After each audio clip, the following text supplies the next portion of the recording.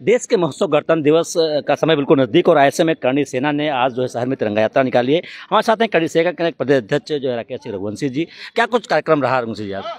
देखिए, आज का कार्यक्रम तिरंगा और केसरिया से संबंधित था और तिरंगा आज इस देश में इसलिए लहर रहा है कि आपको पता है कि राजपूतों ने अपनी 565 से ज़्यादा रियासतें दे करके इस देश के लिए अपने रक्त से सींचे हुए इतिहास से आज ये लोकतंत्र की स्थापना हुई है। तो उस तिरंगे की आन मान शान के लिए और उस केसरिया के लिए, जिस केसरिया के लिए हमारे पूर्वजों ने अपनी जान की बलिदान दी, तो इन दोनों का समावेश करके, और हम चाहते भी हैं कि आने वाले टाइम में जब भी कोई भी संगठन या कोई देश का कोई भी राष्ट्रीय नेता अगर जब तिरंगे की बात करे तो तिरंगे के साथ केसरिया का भी जरूर समावेश करे। एक तो मैसेज ये देना था।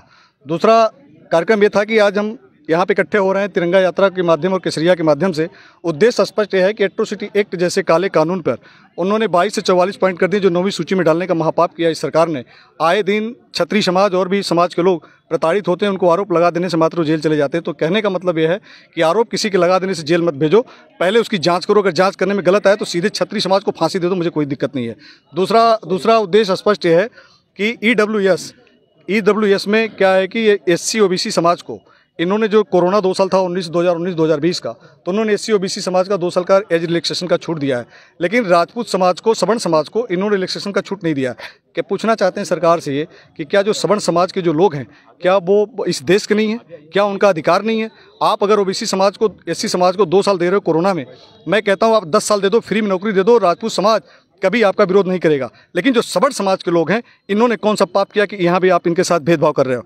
तो कहने का मतलब यह है कि एट्रोसिटी एक्ट हो चाहे रिजर्वेशन का मामला हो, हम इसकी लड़ाई लगातार लड़ रहे हैं। और सबसे बड़ी जो बात है इस सरकार में आने वाले टाइम में जिस तरीके से इतिहास का छेड़छाड़ हो रहा है, सुहेल देव बैस क्षत्रिय समाज से आते हैं, उनकी पूरा इतिहास है, बीजेपी के कार्यालय में भी है, बीजेपी के RSS के शाखाओं में भी है, लेकिन फिर भी वोट बैंक की राजनीति के लिए राजनेताओं ने इतना गिरी हरकत कर रहे हैं, इतना नीच हरकत कर रहे हैं कि सुहेल देव बैस की जात बदलने की कोशिश करें, मिहरपुर प्रतिहार की जात बदलने की कोशिश करें।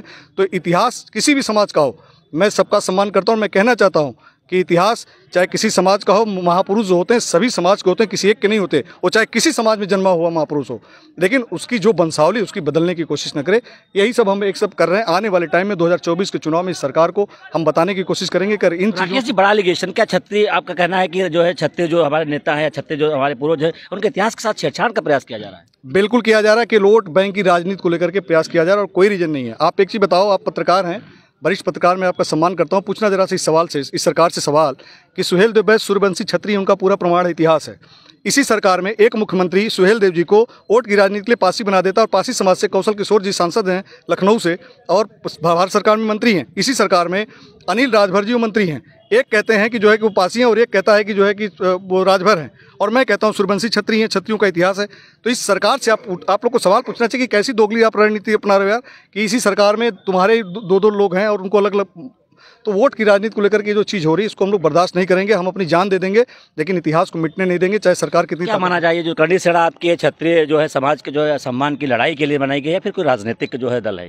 ये कोई राजनीतिक दल नहीं है, ये सामाजिक संगठन है। और सामाजिक संगठन में आपको बता दूं, ये क्षत्रियों का ये संगठन है, लेकिन इस क्षत्रिय संगठन में जब क्षत्रिय एक होता है तो पूरे देश की राष्ट्रीय सुरक्षा की बात करता है।